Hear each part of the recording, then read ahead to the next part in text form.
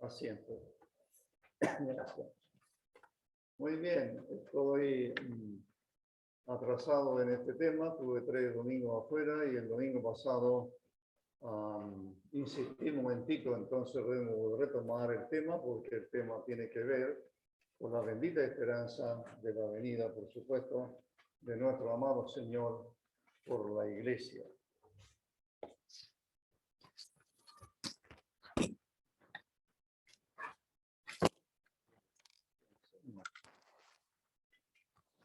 Sí, yo pensé que era mi corazón.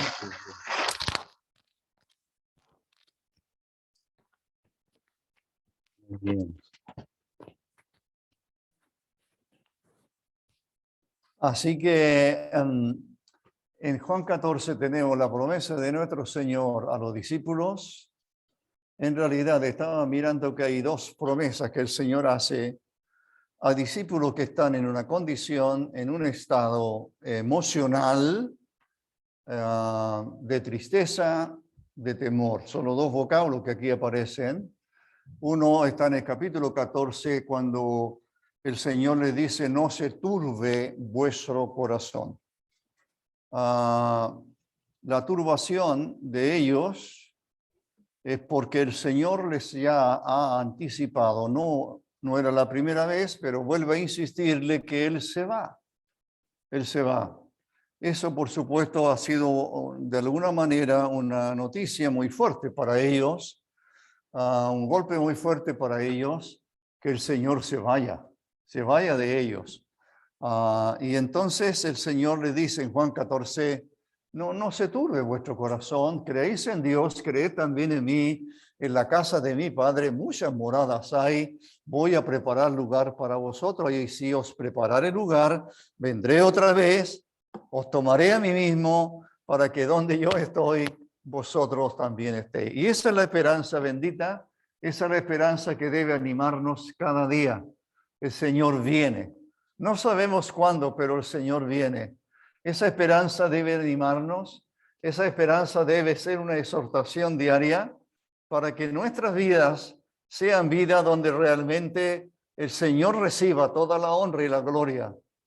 Sí hay que hacer cosas en esta vida, sí hay que trabajar, sí hay que hacer un montón de cosas, pero hermanos, amados, la bendita esperanza que el Señor viene se cumplirá. Y puede ser ahora, podrá ser mañana, podrá ser durante este año, no lo sabemos. Pero el Señor lo prometió. El Señor lo prometió. Y el Señor se lo prometió. Nace su promesa de ver a sus discípulos llenos de temor. Hay una segunda promesa que tiene que ver con la venida del Espíritu Santo, y eso está en el capítulo 16, donde el versículo 5, 16:5 de Juan. Pero ahora voy al que me envió. Va al Padre, voy al que me envió. Ya cumplió, o ya cumplirá, porque todavía no ha ido a la cruz, pero ya sus propósitos van a cumplirse a la perfección. Y el propósito de Dios fue venir a este mundo para salvar pecadores. El Hijo del Hombre vino a buscar y a salvar lo que se había perdido, y nosotros, hermanos, somos el objeto de su amor. Nosotros somos la causa de sus sufrimientos. Y Cristo viene a buscar a aquellos por quienes murió, pero además, aquí les dice, ahora voy al que me envió. Y dice el versículo, y ninguno de vosotros me pregunta, ¿a dónde vas? Antes, porque os he dicho esta cosa, tristeza ha llenado vuestro corazón. Si en Juan 14 tenemos un grupo de discípulos lleno de temor, ahora tenemos a ese mismo grupo de discípulos lleno de tristeza. Hermanos, son sentimientos, son sensaciones, son condiciones por las cuales pasamos continuamente. El temor llena nuestros corazones. Hay muchas cosas que nos hacen temer. Hay muchas cosas que nos causan temor, es cierto. Incertidumbres que se acumulan a veces y no sabemos qué va a pasar. y el corazón se agita. La tristeza ha sido común en tantos. Hay tantos en este último momento y aún conozco uno de ellos que en Santiago, predicando para una iglesia en Santiago, avisaron que había partido un hermano que se congregó, lo alerce hace años atrás, pero ahora está en Conchalí, dejó una esposa e hijos. En la ciudad de Talca partió también la madre, que no conocí, de una hermana que estuvo aquí, joven hermana. Y entonces todas las familias, cuando eso ocurre, la tristeza, por supuesto, es parte nuestra, no podemos negarla, es parte de nuestra naturaleza. El Señor mismo estuvo triste. La tristeza del Señor en Getsemaní fue: mi alma está muy triste hasta la muerte. Ahora el Señor consuela a su discípulo prometiéndole algo más. No solamente le ha prometido que él ha de venir y todavía no viene, es cierto, pero hay una promesa que se cumplió 50 días después. ¿Cuál es la promesa? Dice el versículo: pero yo os digo la verdad, os conviene que yo me vaya, porque si no me fuera, el Consolador no vendría a vosotros, mas si me fuere, os lo enviaré. Y cuando Él venga, convencerá al mundo de pecado, de justicia y de juicio. Y habla de lo que el Espíritu Santo hace y solamente le compete a Él hacer. El predicador del Evangelio, el creyente que habla el Evangelio a alguien, él no puede convencer de pecado a nadie. Él no puede convencer, como dice aquí, lo que el Espíritu Santo es obra exclusiva de Él, de justicia, de juicio. Pero sí nosotros podemos transmitir lo que Dios dice en su palabra para hablar a aquellos que están perdidos. El versículo 12, aunque tengo muchas cosas que decir, por ahora no las podéis sobrellevar, pero cuando venga el Espíritu de verdad, Él os guiará a toda la verdad, porque no hablará por su propia cuenta, sino que hablará todo lo que oyere y os hará saber las cosas que habrán de venir. Él me glorificará, porque tomará de lo mío y os lo hará saber. Todo lo que tiene el Padre es mío, por eso dije que tomará de lo mío y os lo hará saber. Cuando venga el Espíritu de verdad, Él os guiará a toda la verdad. Todo lo que sabemos de Dios y todo lo que podamos aprender de Él en este mundo no es sino la labor que el Espíritu de Dios hace en nosotros. No podemos aprender sin su dirección. No podemos aprender sin su guía. No podemos aprender sin que Él nos ilumine nuestra mente. La tarea del Santo Espíritu de Dios tal vez muchas veces no la apreciamos, no la amamos, no la anhelamos. Al abrir las Escrituras, nuestro corazón debe elevarse en oración a nuestro Dios y decirle que su Santo Espíritu nos guíe para que abra nuestro entendimiento, aprender la palabra, ya sea que prediquemos el Evangelio, ya sea que enseñemos a la iglesia. Solamente la obra del Espíritu de Dios puede hacer que aquel que escucha sea convencido por Dios, por medio de la palabra. Hermano, no se olvide, somos solamente instrumentos en las manos de Dios, pero instrumentos absolutamente imperfectos, sin capacidades nuestras. Alguien podrá pensar que tiene muchas capacidades. Es cierto, Dios nos ha dado capacidades, pero hermanos, la obra de Dios no se hace por mérito humano. La obra de Dios se hace por medio del Santo Espíritu de Dios que mora en cada uno de nosotros.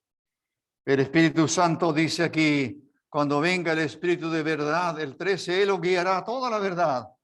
No hablará por su propia cuenta, sino que hablará todo lo que oyere y os hará saber las cosas que habrán de venir. Os hará saber las cosas que habrán de venir. Si el apóstol Pablo, que es uno de los que más escribe de la segunda venida o de la venida del Señor por su pueblo primero y luego este mundo, nadie, ninguno de los apóstoles o ninguno de los escritores del Nuevo Testamento, ni aún de los profetas, todos fueron guiados por el Santo Espíritu de Dios. Eso dice Pedro en su segunda epístola. Lo que los santos hombres de Dios hablaron en la antigüedad, capítulo 2, estoy citando de segunda de Pedro. Ellos hablaron siendo inspirados, guiados o llevados por el Espíritu Santo de Dios. Así que, hermanos, no hay palabra de Dios si el Espíritu Santo no estuvo en ellos, en los profetas primero. No hay palabra de Dios transmitida a nosotros si el Espíritu Santo no haya orado en un Pablo, en un Pedro, en un Juan, en un Santiago, en Judas, etcétera. O en los evangelios, Mateo, Marcos y Lucas. No puede haber palabra de Dios que podamos predicarla ahora y que sea efectiva si el Espíritu Santo no obra en nosotros o si nosotros no nos dejamos guiar por el Santo Espíritu de Dios. Así que hay dos promesas antes que el Señor parta. Él viene a buscar a su iglesia, no se ha cumplido, pero el Espíritu Santo vino. Entonces leo Hechos de los Apóstoles.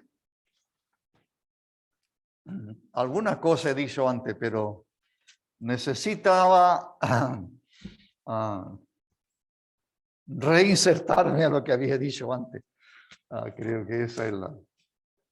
Capítulo 1, Lucas.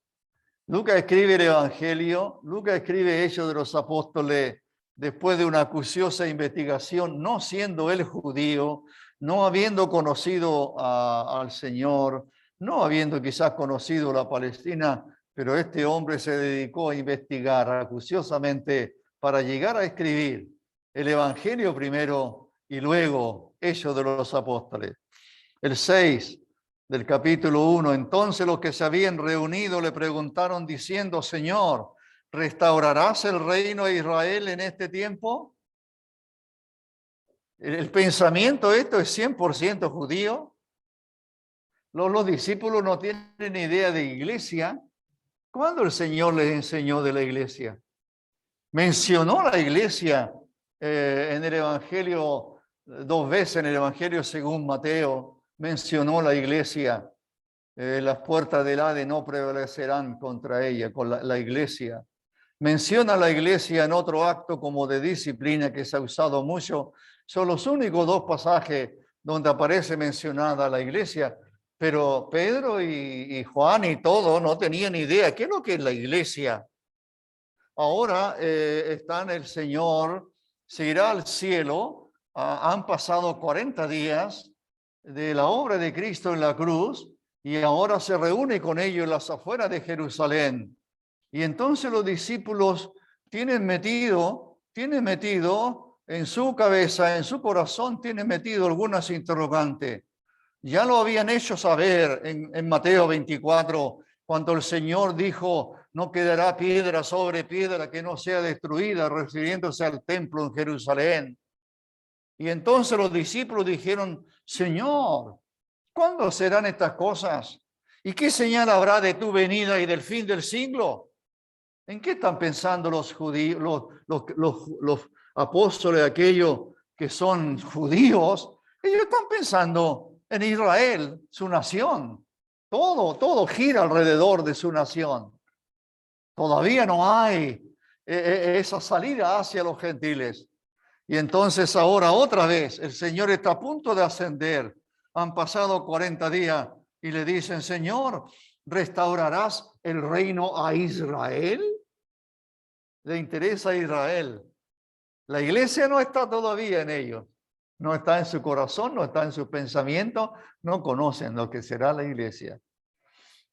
Y el Señor le dice que no corresponde a ellos saber estas cosas, pero recibiréis poder cuando haya venido sobre vosotros el Espíritu Santo y me seréis testigo en Jerusalén, en toda Judea, en Samaria y hasta lo último de la tierra.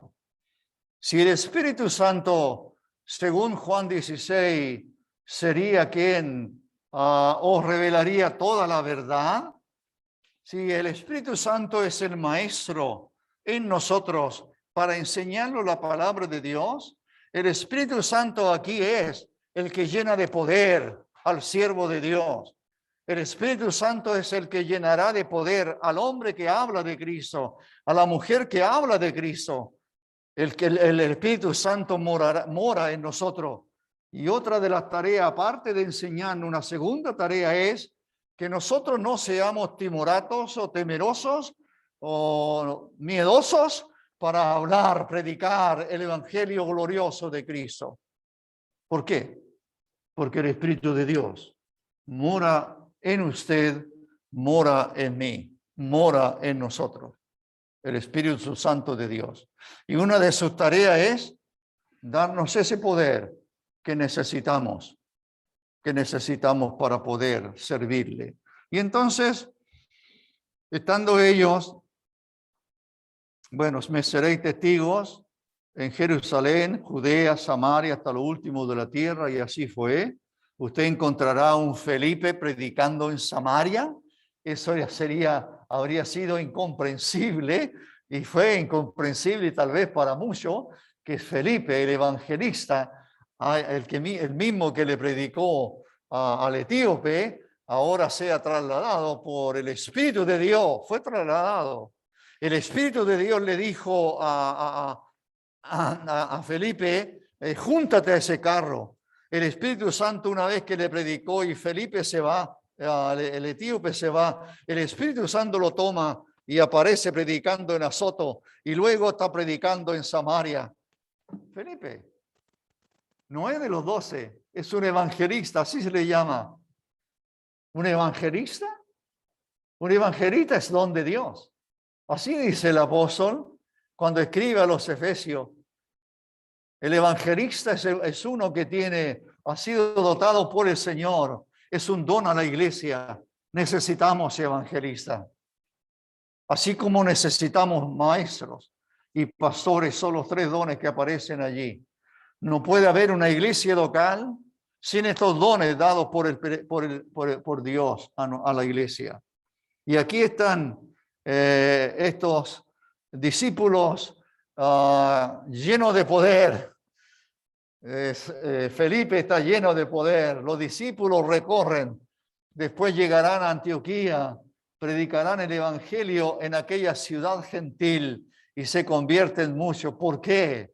Porque el Espíritu de Dios está en ellos. No puede haber evangelio verdadero sin el Espíritu Santo guiando al predicador. No puede haber enseñanza de la palabra de Dios, enseñanza que edifique a la iglesia, que exhorte a la iglesia, si el Espíritu de Dios no está en nosotros, hermanos. Así que aquí están los discípulos y en el versículo 9, y habiendo dicho estas cosas, el Señor, viéndolo ellos, los discípulos, fue alzado. El Señor fue alzado y le recibió una nube que le ocultó de sus ojos. Tiene que haber sido extraordinario. Usted puede imaginarse haber sido uno de aquellos 11 o más, si había muchos más, estar allí y de repente el Señor, yo me imagino que fue alzado lentamente, a lo mejor, no sé nada, pero él fue alzado, empezó a subir. Sería un día claro como este, sin nubes o muy lejos las nubes, pero ellos miran al cielo hasta que su Señor desaparece. ¿Estarán llorando? ¿En qué estarán pensando? Su Señor se ha ido. ¿Recordarán que el Señor le dijo que volvería? ¿Recordarán que el Espíritu Santo vendrá a morar en ellos para darles poder, para llenarlos de poder? Hasta que aparecen 2 ángeles, 2 varones de vestiduras blancas y le dicen: varones galileos, ¿qué hacéis mirando al cielo? ¿Qué hacéis mirando al cielo? Este mismo Jesús que ha sido tomado de vosotros al cielo, así vendrá, como le habéis visto ir, así vendrá. ¿Quién? Este mismo Jesús. ¿Quién vendrá a buscarnos ahora o mañana o en años más? ¿Quién vendrá a buscarnos? Es el mismo Señor, no es otro. ¿Por qué los discípulos le recordarían estas cosas? ¿Para sacarlo del pensamiento tan judaico que tienen? ¿Por qué serán olvidadizos como lo somos tantos de nosotros? Que olvidamos las promesas del Señor y vivimos a veces días como que si el Señor no viniera nunca, como si el Espíritu de Dios no morara en nosotros. ¿Por qué le estará recordando? ¿Por qué los discípulos, estos ángeles vienen? ¿Son mensajeros de Dios? ¿No se le ocurrió a ellos? No, ellos son mensajeros del Señor. Así que el Señor los mandó. Ellos no vinieron por su cuenta, no fueron por su cuenta al sepulcro. No vino Gabriel por su cuenta a avisarle a María que sería madre. No apareció el ángel Gabriel en sueño a José para decirle que huyera. No, aquel ángel no vino a Belén por su cuenta a decirle, os traigo nueva de gran gozo, os ha nacido hoy en la ciudad de David un Salvador, que es Cristo el Señor. Los ángeles no se manejan solos y esos son un gran ejemplo para nosotros. Ellos no hacen nada que no sea la voluntad de Dios. Ejemplo para nosotros. Ellos no dicen lo que se les ocurra decir. Ejemplo para nosotros. Ángeles son mensajeros de Dios. Los creyentes lo somos en este mundo. ¿Y cuánto tenemos que aprender de ellos? Aquí están estos ángeles. ¿Qué hacéis mirando al cielo? Este mismo Jesús que ha sido tomado de vosotros, así vendrá, como le habéis visto ir al cielo. Entonces, la promesa del Señor está por Él personalmente dicha, recalco o redundo en algunas frases, pero la promesa de su venida salió de su boca. La promesa del Señor le es recordada a los discípulos o ratificada por los discípulos, a los discípulos por medio de aquellos dos ángeles. Y entonces, por lo menos en 5 minutos que me restan, leo Primera Tesalonicenses, que es donde debemos estudiarlo un poquito más después.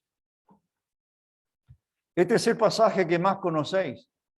Si alguien nos pregunta dónde sale el arrebatamiento de la iglesia, este es el único pasaje que habla del vocablo arrebatamiento. Si queréis más detalle de lo que va a ocurrir, tenéis que recurrir a 1 Corintios capítulo 15 y versículos 52 y 53, más o menos, porque allí aparece lo que va a ocurrir con nosotros. La transformación de nuestro cuerpo aparece en 1 Corintios 15, pero lo que quiero mostraros aquí es que si la promesa del Señor de su pronta venida nace, aunque ya está en los planes del Señor, pero nace como consecuencia de ver a su discípulo lleno de temor, Él le dice, no temáis, no os llenéis de temor, y les habla de su venida. Vendré otra vez, os tomaré a mí mismo. Vendré otra vez, vendré otra vez. Eso debe alentar al pueblo de Dios. Vendré otra vez. Además, si yo me voy, el Espíritu Santo vendrá aquí, a la tierra, a ustedes, a morar en ustedes, para llenarlo de poder, para enseñarle las cosas que han de venir. Hermanos, no estamos recurriendo a los recursos que Dios nos dio. ¿Verdad? Muchas veces. Y ahora, la enseñanza más detallada que tenemos aquí nace de un problema ocurrido también en creyentes como nosotros. Creyentes que están tristes. Tampoco queremos, hermanos, que ignoréis acerca de los que duermen para que no os entristezcáis como los otros que no tienen esperanza. No, que vuestra tristeza no sea desmedida, que es comparable a la tristeza, al desconsuelo de aquellos que no tienen esperanza. Hermanos, nosotros tenemos esperanza. Nosotros tenemos la esperanza bendita que Cristo viene a buscarnos. Los creyentes en Cristo en Tesalónica están pasando por un periodo de incertidumbre. ¿Qué ha pasado con nuestros hermanos que ya murieron? ¿Qué va a suceder con ellos cuando el Señor venga? ¿Se quedarán en sus tumbas? ¿Van a disfrutar lo que nosotros disfrutamos? ¿Qué va a pasar? Y el Señor, y Pablo le responde entonces, le dice, hermanos, no queremos que ignoréis. La ignorancia es el peor compañero que podamos tener en nuestra vida, ¿verdad? Podéis ignorar cómo se mueven los planetas y no va a ocurrir nada con esa ignorancia. O podéis ignorar cómo ocurren ciertas cosas. Podéis ignorar cómo el desierto en Atacama, en Copiapó y desolado, el desierto de Atacama se florece cada cierto tiempo. Han pasado como 3 años y de repente no florece y de repente florece. Podéis ignorar cómo ocurre todo eso. Podéis ignorar las leyes de la física, pero hay algo que no podéis ignorar. ¿Qué es? No queremos que ignoréis. ¿Qué? No queremos que ignoréis lo que Dios nos enseña. Ser ignorante de la palabra de Dios. Sé que la palabra es dura, pero no estoy diciéndolo a vosotros, pero yo también. Pero si yo ignoro la palabra de Dios, corro demasiados peligros. Si yo no me aferro a la palabra del Señor y a sus promesas y creo en ella cada día, cada segundo, cada minuto y me aferro a sus promesas, ¿qué sería de mí? ¿Qué sería de nosotros, hermanos? ¿Qué nos queda de vida a algunos? No lo sé. Pero creo que nuestra promesa delante del Señor, nuestro compromiso delante del Señor, no importa la edad que tengáis, sea la iglesia, este mundo nos necesita, hermanos. Este mundo es más malo cada día. Sí, nuestro país va a tener elecciones, no sabemos qué va a pasar, el Señor sí lo sabe. Tal vez sean días complicados. Ya hemos tenido días complicados. ¿Qué va a pasar con nosotros? Entonces el Señor dice, bueno, no tengáis temor. Me la paz os dejo, mi paz os doy. Yo no os la doy como el mundo la da. No tengáis miedo. No tengáis miedo. Yo he vencido al mundo. Hermano, yo les animo de todo mi corazón a que no ignoréis las Escrituras, a que paséis tiempo. Hay hermanos que han aprovechado la pandemia a lo mejor para leer más. Qué bien. Pero hay otros que han aprovechado la pandemia para hacer otras cosas que no es para su bienestar espiritual. La pandemia ha hecho daño. Pero escuché ayer a un hermano decir que conoce a un hermano que la pandemia le ha servido mucho. No sé quién es ese hermano y me alegro por él. No sé qué ha hecho la pandemia en vosotros. No lo sé. Si nos llenó de temor, si nos llenó de otras cosas, de incertidumbre, pero si ha llenado nuestro corazón y nos ha servido para vivir más cerca de nuestro amado Señor, de quien hemos hecho memoria, que el Señor sea honrado y sea glorificado. No alcancé a hablar mucho, pero el Señor Pablo dice, hermano, no queremos que ignoréis. No, queremos que tengáis el conocimiento suficiente y cada vez más y más y más acabado de quién es Dios, nuestro Dios, que aparece revelado en este libro sagrado.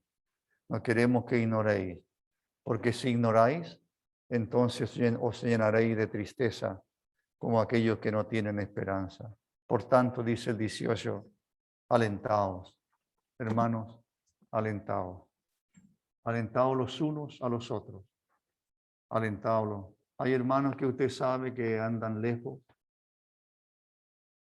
Si tiene confianza para llamarlo, bueno, pégale un saludito. Anime. Si usted está alentado o animado, anime a los desanimados. No queremos desanimarnos. No queremos. Al contrario, queremos animarnos. Mucho más a una vida de adoración, a una vida consagrada a una vida de servicio. Oremos.